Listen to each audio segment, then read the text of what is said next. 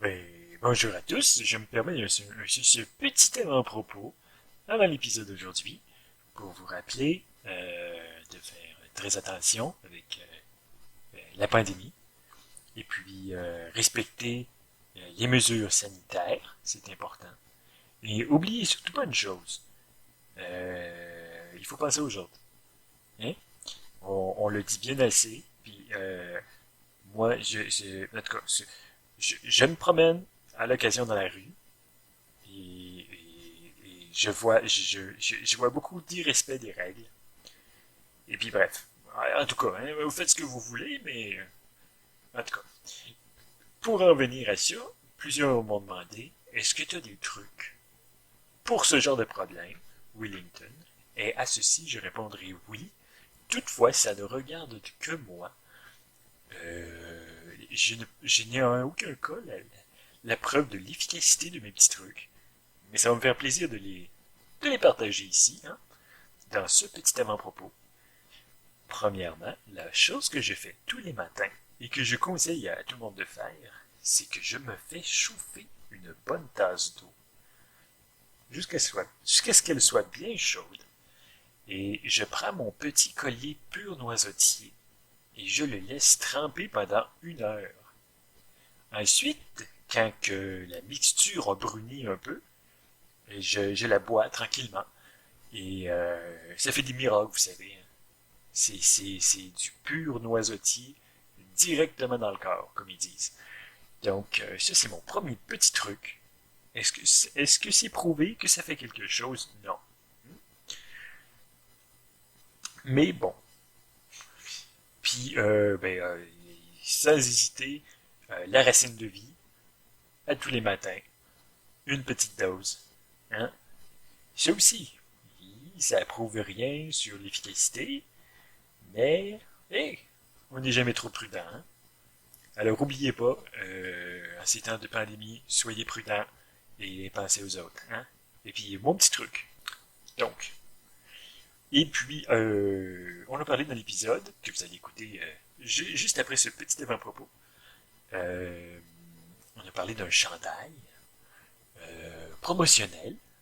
Et celui-ci est en vente désormais sur Internet pour une vingtaine de dollars. Je mettrai le lien probablement. Je suis pas très bon pour ça. Cherchez-le. Et, et c'est ça.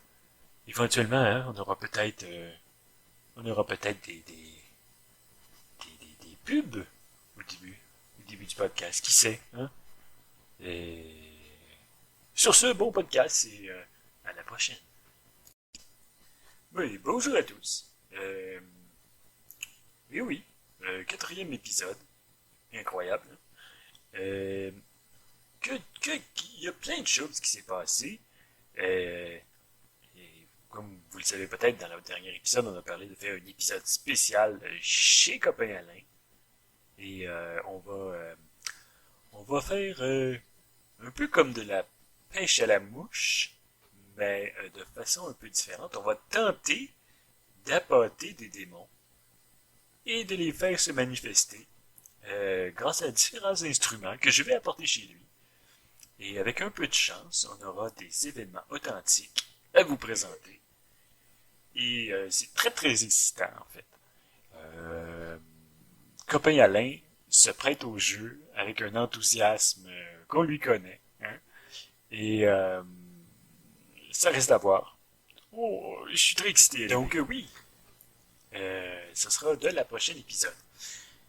Euh, Beaucoup m'ont parlé à propos du dernier podcast, des problèmes techniques survenus pendant l'épisode. Euh, Mon micro n'est pas très bon d'ailleurs, et je m'en excuse. Vous savez, j'ai très peu de connaissances en son, alors je fais avec ce que j'ai. Et si vous avez des matériels à me proposer, je suis tout oui. Et pour ce qui était de curieux sons qu'on a entendus à quelques reprises, paraît-il, j'ai pas réécouté l'épisode pour ma part. Je crois qu'il devait s'agir du robinet de chez... simplement le robinet de chez Copain Alain. Hein, vous saviez?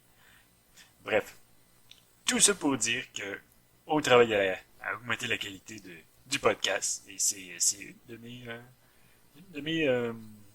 mes missions, hein, d'en apprendre un peu plus et de vous surprendre avec un son de qualité toujours augmentante. Hein. Bref, aujourd'hui, au podcast, j'y vais d'un sujet qui m'a été demandé. Et on bifurque un peu, on sort du Québec et on s'apprête à vivre quelque chose de bien spécial. On m'a demandé de parler des légendes, des maisons hantées, en fait de l'engouement du paranormal de nos amis d'Asie. En fait, ce qui est très intéressant, c'est que, vous savez, pour les Japonais, entre autres, on ne blague pas avec les fantômes, et c'est quelque chose qui fait partie de leur quotidien, ce qui fait qu'ils ont une riche histoire de paranormal. Et aujourd'hui, on va s'attabler un peu là-dessus, et on va en discuter un peu. Il y a beaucoup à dire, hein? Il y a beaucoup à dire, et c'est très intéressant. Donc, un épisode rempli de contenu, et puis pour ajouter en fait à ça, comme la dernière fois, notre co-animateur, copain Alain, est avec nous. Ça va bien, copain Alain? Ouais. Excellent, excellent. Donc, sans plus tarder, on commence. Et je pense que la meilleure façon de commencer, c'est avec un sujet qu'on m'a demandé d'aborder, et ça me fait plaisir. C'est une forêt au Japon, en fait, qu'on a surnommée mer d'arbres. Certains beaucoup plus connu sous le nom de la forêt des morts. C'est son nom est un peu difficile à prononcer, Aokigahara. C'est la forêt des suicidés, en fait. C'est l'endroit au monde où il y a le plus de suicides. On retrouve par pendaison d'ailleurs, hein, c'est important de le spécifier. Est-ce que vous saviez ça, Alain? Ouais. Ah ben, bon. Donc, oui, euh, toute une histoire, hein. Ça tire sa racine d'il y a un certain temps. Il y avait un homme dans un livre, je crois qu'il date des années 50, je crois, avait mentionné la forêt comme un bel endroit pour se suicider. Et c'était aussi le cas d'un autre ouvrage, le Guide du suicide, qui mentionnait la forêt comme le meilleur endroit au Japon pour mettre fin à ses jours. Et puis, on l'a pris au mot. Hein. Pour vous donner quelques statistiques, c'est là que c'est intéressant quand même. En 1998, on a eu 74 morts par pendaison dans la forêt. Et en 2002, 78. 2004, 118. Et puis là, attention, 2005, 370 morts par pendaison. Et 2006, 376. C'est des noms quand même assez importants. Mais ils sont beaucoup au Japon. Ouais. Mais bon, tout ça pour dire que c'est un endroit, et là, c'est là que c'est intéressant, c'est que les Japonais ont un grand respect des morts, en fait, et aussi, lorsque quelqu'un meurt, on a souvent tendance à dire que son esprit hante les parages. Donc, la forêt des morts est un endroit hautement hanté. Hein? Donc, c'est... En fait, l'endroit a été visité même assez récemment par un de ces vlogueurs, ces youtubeurs d'ailleurs, qui avait mis des photos, une vidéo très troublante de quelqu'un pendu. C'est qu'il avait eu pour effet de détruire sa carrière, en fait. C'est pas très poli d'avoir fait ça. Et, c'était c'était comme de se moquer de la mort de quelqu'un. Bref. Mais qu'est-ce que vous en pensez, vous copains Alain? Est-ce que vous trouvez que c'était un peu ingrat? Ouais. Effectivement. Mais tout ça pour dire que, en fait, c'est peut-être un problème de société. qui est un endroit où autant de gens vont se suicider, il faut se poser la question, mais qu'est-ce qui se passe? Hein? Mais j'ai cru comprendre qu'il y avait tellement de morts que parfois on laissait les cadavres sur place. Chose dont je doute. J'ai pas vraiment approfondi la question. Mais tout ça pour dire que cette forêt, avec raison d'ailleurs, est venue émoustiller l'artiste. Et puis, on l'a vu dans plusieurs films, plusieurs bandes dessinées, des documentaires ont été faits là-dessus.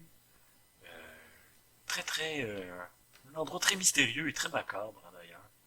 Et puis, c'est à se demander, hein? Mais bon.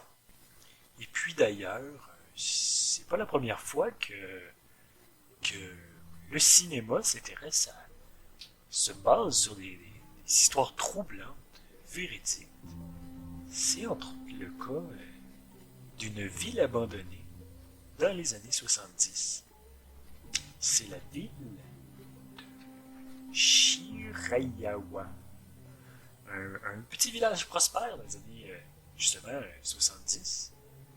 Et puis, comme c'est souvent le cas, des petits villages vivaient de l'exploitation du charbon. Puis, vous savez, des fois les villes se construisent alentour justement d'un gisement de charbon. Et puis, ils peuvent être très gros et la ville on peut en vivre pendant des années. Hein, c'est toujours le cas même. Et cette petite ville, ce qui est très mystérieux, c'est que l'ensemble de la population a disparu, laissant une ville complètement abandonnée. Et il y a eu en fait un tremblement de terre. Et on pense que c'est la cause de l'abandon de la ville. Ou de la mort, en fait, de ses habitants. Aucun cadavre n'a été trouvé. Et mystère total. C'est très très mystérieux. C'est une ville maintenant interdite, en fait. Et puis, l'accès est assez difficile, donc il y a toujours des curieux qui s'y rendent, mais sinon la ville est complètement abandonnée, figée dans le temps. C'est aussi le cas d'une petite ville américaine au destin similaire. Je trouve qu'on est calme aujourd'hui. Je sais pas si vous le ressentez, vous aussi, on est comme paisible. Est-ce que c'est peut-être à cause du sujet? Je sens comme une aura apaisante.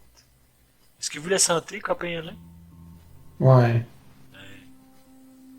Donc oui, je continue donc, copain Alain. C'était aussi le cas de la ville de Centralia, aux États-Unis.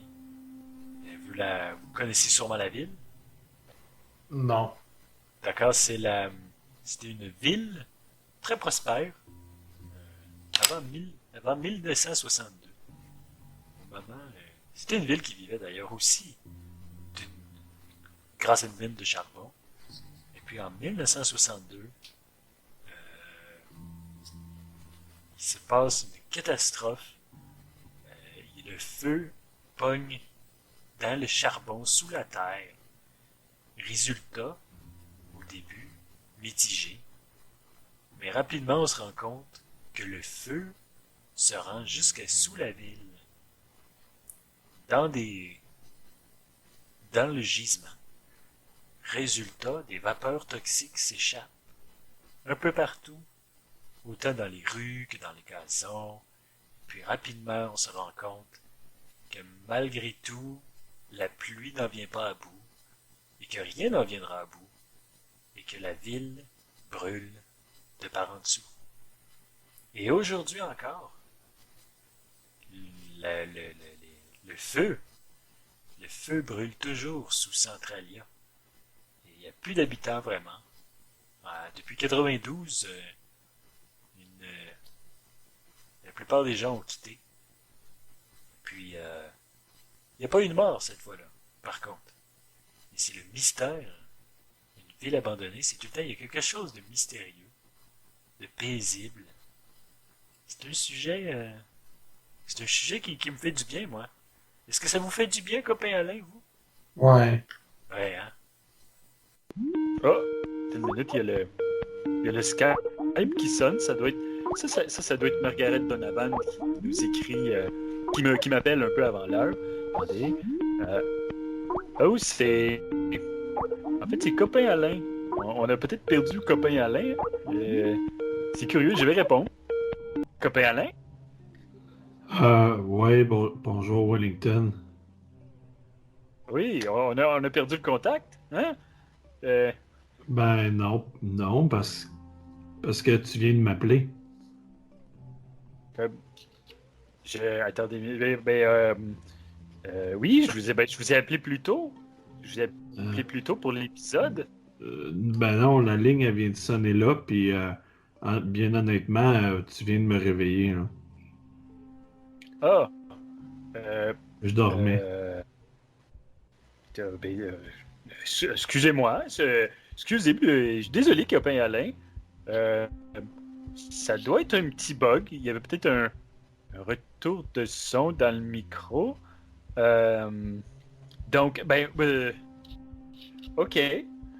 Euh, puisque vous êtes là, vous voulez continuer l'épisode? Ben là, je sais pas trop, c'était de quoi que tu parlais?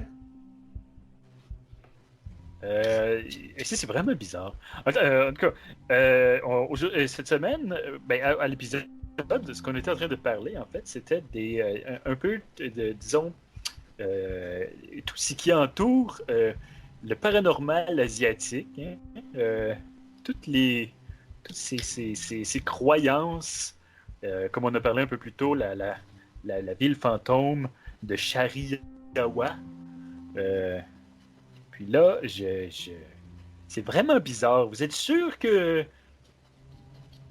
En tout cas, Ben là, je te suis pas ben, là, je viens de me lever, là. Fait qu'honnêtement, j'étais un peu perdu, puis peut-être un petit peu fâché, là, de m'être fait réveiller. je suis désolé. Je pense que pour vous remettre de bonne humeur, je vais vous parler de l'île de l'enfer. Euh, C'était une ville qui s'appelait Hashima. Une ville qui était en fait une petite île vraiment minuscule. Puis ils ont trouvé à l'époque un filon de charbon. Et puis les Japonais, étant friands de charbon, ont décidé d'envoyer les effectifs pour récolter le précieux charbon.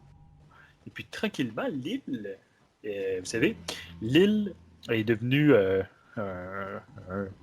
occupée en fait. Puis on a construit des bâtiments puisque c'était plus simple d'avoir des gens sur place tout le temps. Et puis là, ce qui est arrivé, c'est la guerre.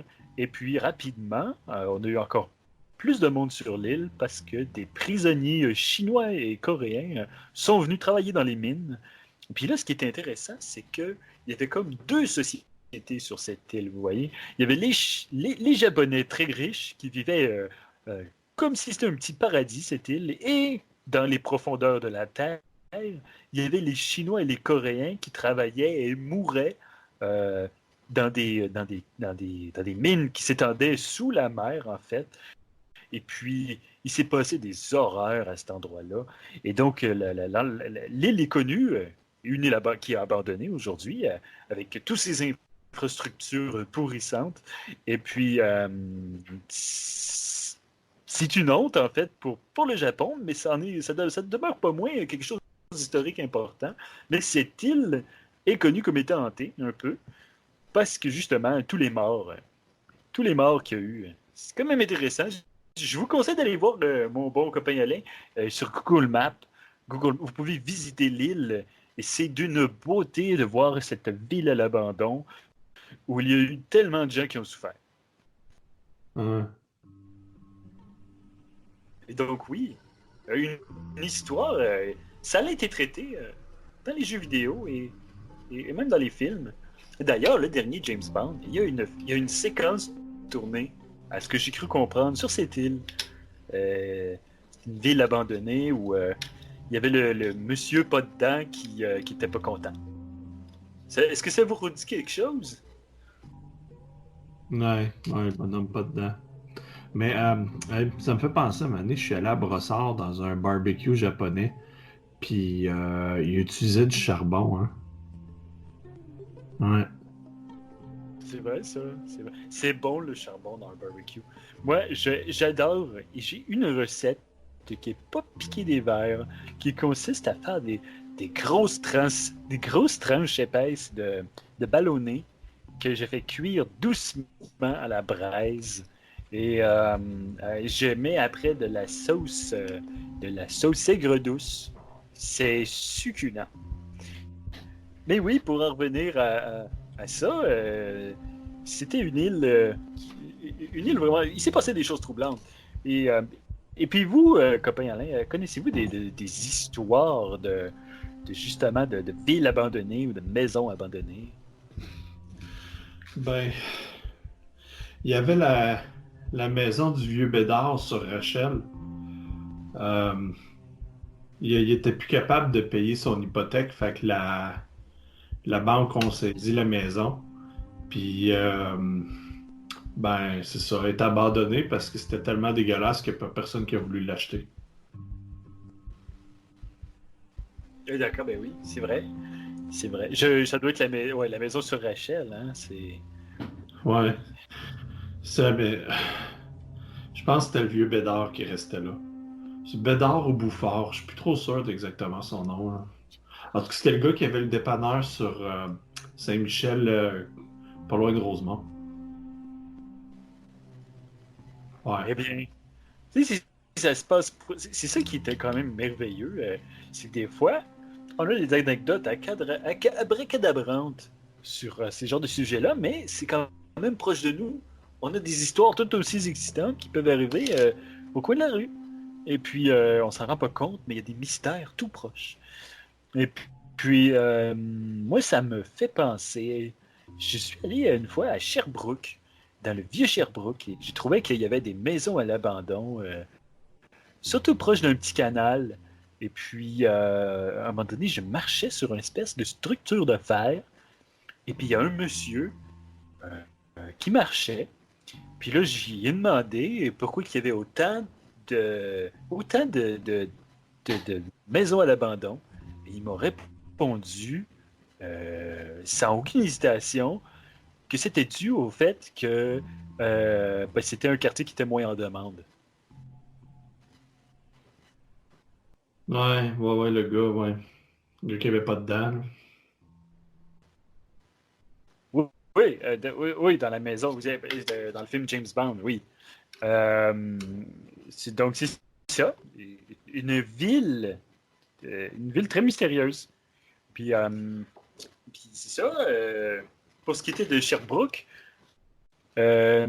c'est une belle ville. Et c'est ça, malheureusement, on m'explique- tout, tout va bien, copain Alain? Ben non, en fait, je pense que j'ai entendu un bruit. Je vais aller checker, Euh, OK? Je vais aller checker. d'accord.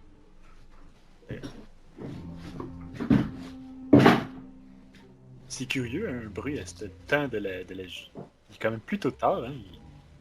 Au moment d'enregistrer, il est 11h30. Probablement un voisin. Copain Alain, il est parti. C'est ce qui arrive avec les podcasts. Hein? Les surprises, ils surgissent de nulle part. Oh,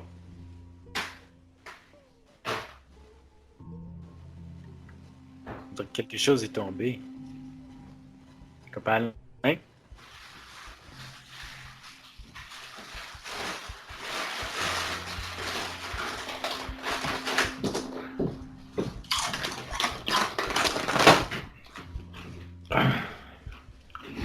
copain Alain, Hein? tout va bien, Ouais. copain Alain? Oh, C'était oui, quoi je ce suis bruit? parti me chercher une petite collation. Ah, ok, d'accord. Euh, euh, puisque vous en. Et je vais boire une gorgée de ma bière d'aujourd'hui. est un peu chaude. Ouais. Moi,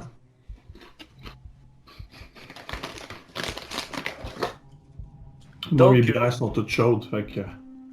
vous les mettez Voilà. pas au frigo? Ben, non. Vous les mettez au frigo? Oui. En tout cas, j'essaie de les mettre au frigo au moins quelques heures avant de les boire. C'est beaucoup plus délicieux lorsqu'elles sont froides. Mais bon,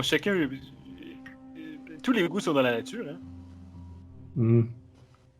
Ouais, dans la nature, mais ouais, mais où? Ben, c'est une expression, ça, mon cher copain Alain. Toutes les. Euh, c'est ben. C'est comme on dit, c'est juste une expression, hein. Une expression. De, ben, comme quand on dit tous les chemins mènent à Rome, c'est une expression. Ils mènent pas vraiment tous à Rome, ça dépend. Ben, si vous le dites. Bon, ben, je pense qu'on a fait le tour des sujets mystérieux. Euh, Avez-vous vu le film de Grudge? Euh, non. Moi non plus. On m'en a beaucoup parlé et on m'a dit qu'il s'agissait d'un film de malédiction avec une madame très méchante et son fils qui, on me l'a expliqué comme ça, la femme a les cheveux longs et le fils chiale comme un chat. Euh, c'est un film que j'aimerais qu'on écoute et qu'on reparle à la prochaine épisode. Euh, on me l'a conseillé à plusieurs reprises en me disant que c'était un classique asiatique et que c'était un incontournable. Et puis moi, je ne l'ai pas vu. Hmm. Est-ce que vous avez envie de vous lancer dans cette écoute puis qu'on en reparle? Ils l'ont-tu en VHS? Probablement. Probablement. Si vous voulez, j'irai faire un tour au marché aux puces Saint-Michel. Et certainement que je réussirai à débusquer ce film à la petite boutique dont je ne me souviens pas le nom ni l'emplacement. Ah. Si je le trouve, bref, on en reparlera. Puis, bref, je pense que ça pourrait être intéressant. Et sur ça, je passerai aux questions, si vous êtes d'accord. Mhm. Et puis, j'ai justement des questions qui, et là, vous serez peut-être surpris, copain Alain, ils sont juste pour vous. Ah. J'ai une question, attendez que je fouille, de Gidin Guibon, qui me demande, à l'usine où copain Alain travaille, y a-t-il plusieurs longueurs de cure-dents? Et si c'est le cas, sont-ils faits avec le même matériel? Ben, on a deux longueurs de cure-dents, mais c'est parce que il y a les cure-dents qui sont cylindriques, qui sont plus solides, sont pointus des deux côtés. Puis ça, c'est, mettons, pour piquer une sandwich ou un wrap ou juste se décrotter entre les dents. Puis on a les plus petits cure-dents qui sont plats. Ils ont un côté piquant, puis l'autre côté arrondi. Puis les deux sont faits avec la même sorte de bois. Faites-vous des. Donc, vous ne faites pas. Ça, c'était la question qui suivait. Parce qu'il y avait un grand intérêt de son côté. Des, est-ce que vous faites des pics pour les brochettes en bois? Ah, ça, je suis tanné qu'on me demande ça. C'est du bambou, ça. C'est du bois asiatique. Nous, on travaille avec du bois de pin. D'accord. Ben, c'est noté, hein? Ils seront. Monsieur Guibon va être très content de savoir ça. Il y avait une dizaine d'autres questions, mais je vais passer tout droit. Euh, mais ça l'entourait surtout les infrastructures de votre bâtiment. Bref, donc euh, nous avons Alfred Crunch Dickinson, 83, qui nous demande dans l'épisode 1, le bout où on faisait mention de l'OVNI, de l'UFO de la place Bonaventure. Ah, c'est tout. Ben, en fait, il n'y avait pas de questions. Ça l'arrête là. Donc, ben oui, ben, j'ai eu de l'intérêt. Je pense qu'il manque un bout au email. Mais oui, il y a eu mention. Et M. Dickinson sera heureux de savoir que on y reviendra peut-être. Nous avons une autre question. Et c'est le fun parce qu'on en a de plus en plus, copains. Qu'est-ce que vous en pensez? Ouais. Excellent. Bon, nous avons. Ça, c'est le fun.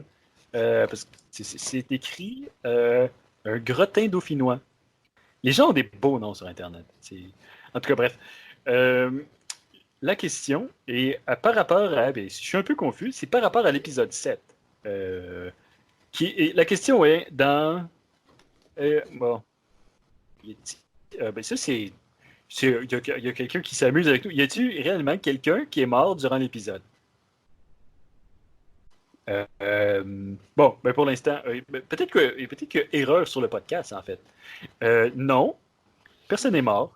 Et je vous rassure tout de suite, non. Copain Alain ne meurt pas dans l'épisode 7. Parce que c'est toi qui as été cité, cher copain Alain, comme étant la personne qui. Oui. C'est bizarre. Non, non, en fait, on est encore à l'épisode 4. Nous allons tourner l'épisode 5 très bientôt dans l'appartement de copain Alain. Et il n'est pas prévu que personne meure dans les épisodes suivants. On ne fait pas dans le sensationnalisme. Non, mais peut-être qu'il se trompe avec le podcast de la police du style de Jean Héroldi. C'est possible. Il doit se tromper. C'est soit ça ou il se trompe avec le carré de sable. Ouais. Je pense que ça, c'est un bullshiteux, moi. Mais bon. Je vais passer à une question. Attends une minute que je fouille. La question nous vient de Ginette Trois-Maisons qui nous demande est-ce que nous allons avoir des produits dérivés sur notre page très bientôt? C'est une excellente question. Nous aurons notre vinyle éventuellement. Hein?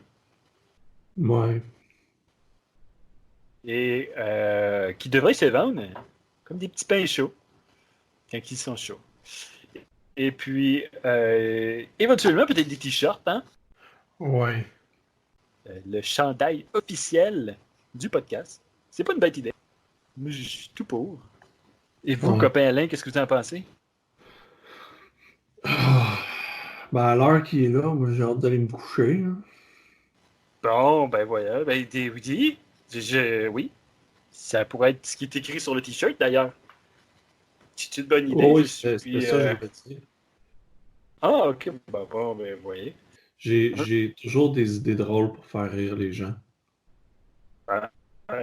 Effectivement, un vrai bout en train. Et on en parle souvent dans les.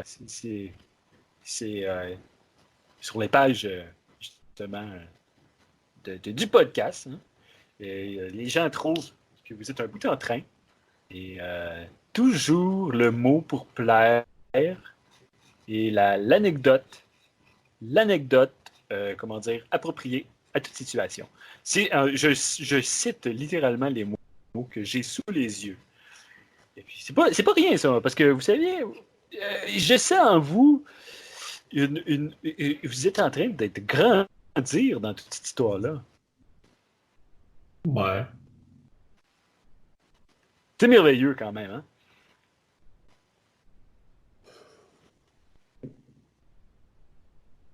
Bon, bien. Donc, oui. Est-ce que vous voulez y aller vers d'autres questions ou c'est assez pour aujourd'hui? On peut peut-être en prendre une petite dernière. Une petite dernière. Je vais essayer d'en trouver une bonne. OK.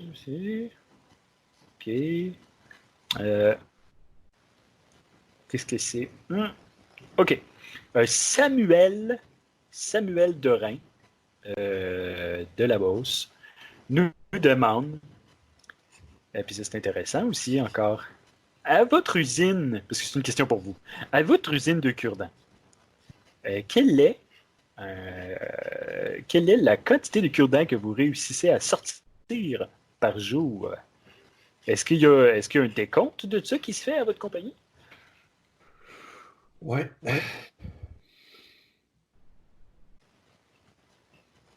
Ça se situe à peu près combien? Bon, je dirais beaucoup, C'est impressionnant comme. parce qu'une boîte de cure-dents, il y en a au moins 200. Puis on fait Ah oui, vraiment beaucoup de boîtes. c'est vrai que ça fait beaucoup, hein, mais ça va vite. Ça va vite. Ouais. Hmm. Est-ce que vous faites des cure-dents au menthol? Ouais. Puis comment c'est fait, ça? C'est trempé dans un bassin de menthol? Ouais. Ok. Donc, ouais, en fait, on les trempe dans le menthol, mais le menthol, c'est compliqué parce qu'on le fait venir d'Amérique du Sud. Puis c'est comme une espèce de pâte. On la met dans l'eau. On attend à peu près 1 heure. On trempe le bois dedans. Le bois, il faut qu'il trempe au moins une journée. Puis après ça, il faut qu'il sèche pendant au moins une journée. Puis après ça, on fait les cure-dents. On n'en fait pas tant que ça Parce- au menthol. Non, hein, c'est. On n'en voit plus tant autant qu'avant, ça. C'était très populaire dans les années 90. Mais c'est peut-être moi qui fréquente moins les restaurants et tout ça, mais tu sais, à la caisse à l'époque, il y avait le petit pot rempli de cure-dents au menthol. Euh, il y en a beaucoup moins. Est-ce que vous pensez que c'est dû au fait, je me rappelle, c'était début 2000, peut-être 2003, il y avait ce chanteur de country qui s'était étouffé avec un cure-dent au menthol dans un Dixili. Ben, c'est sûr que ça l'a pas aidé, hein. On s'entend, c'était une grande visibilité qu'il nous offrait, ce chanteur-là. Puis là, je te dirais, à part des pays où il n'y a pas de loi socio-sanitaire sur la propreté des matériaux puis les risques des produits cancérigènes, je te dirais, il n'y a pas grand monde qui utilise ces cure-dents-là à cette heure pour des bonnes raisons. Ah ben d'accord. C'est peut-être pour ça qu'on s'en met moins dans la bouche aujourd'hui. Mais vous savez, c'est plate que vous me disiez ça, parce que moi, à l'époque, j'étais un grand consommateur de petits cure-dents de bois au menthol. Je- J'essayais d'arrêter de fumer. Hein, oui. J'étais de cheminée à l'époque. Je fumais 2 paquets et demi de cigarettes par jour.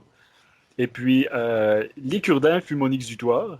Je m'en enfourchais au moins une dizaine, droit entre les dents. Ça l'a fait de son travail.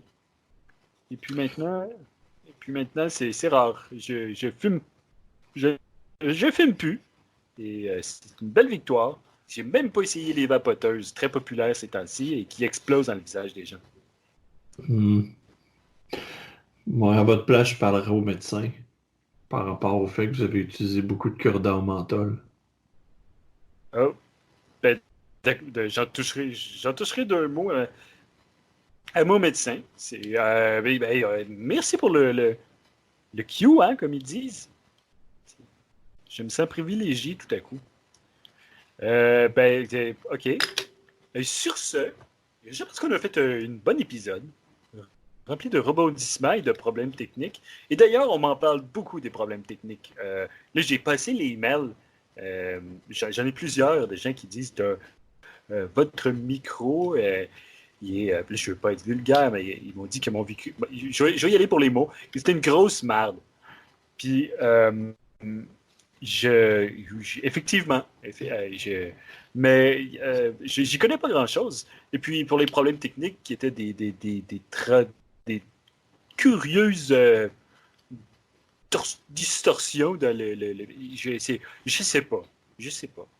Mais euh, soyez patients, on va améliorer la qualité du podcast autant par son contenu que autant le contenu que le contenant, comme ils disent, hein? Hein? Bon, ben, je crois qu'on a perdu le copain Alain. Bon. Sur ces bons mots, copain Alain vous salue aussi. Et à la prochaine épisode. Prochain épisode qui va se pas. Je viens de penser à quelque chose, ça crapouille. Je parlais à copain Alain, puis à cause de ça, là, on a raté l'appel de Margaret Donovan. Bon, celle-ci sera probablement de l'épisode suivant, mais bon. En tout cas, sur ce, bonne soirée ou bon matin.